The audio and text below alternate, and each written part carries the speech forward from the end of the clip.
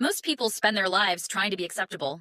They adjust their words, lower their dreams, hide their opinions, delay their needs, not because they are weak, but because they are afraid of being alone.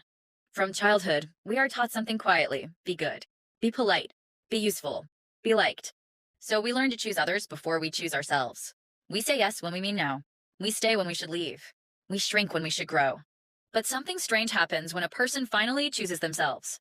At first, it feels wrong. You feel selfish, guilty, uncomfortable. Because you are breaking a habit, not a rule. The mind has been trained to survive through approval.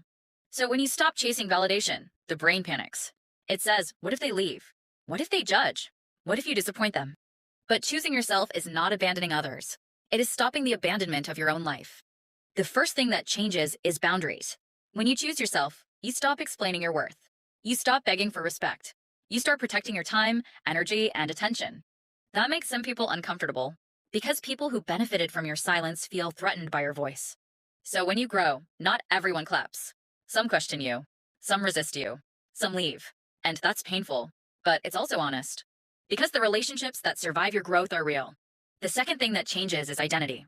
When you stop living for reactions, you start living for direction. You ask better questions.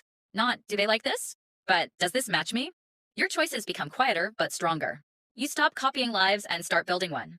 You notice what drains you. You notice what excites you. And slowly, your life begins to feel less crowded and more focused. Then comes loneliness.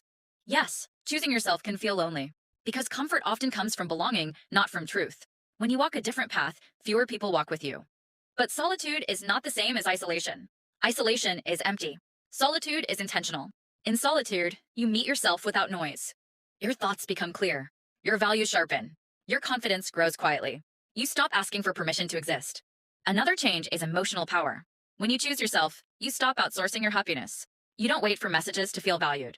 You don't wait for approval to feel confident. You become internally stable. Not perfect, but grounded. That's when pressure from others loses control. You stop bending to moods. You stop chasing reactions. You act from meaning, not fear. And finally, your future changes. Most people live reactively. They respond to expectations, to trends, to demands. But when you choose yourself, you live deliberately. You design instead of drift. Your days stop being accidental.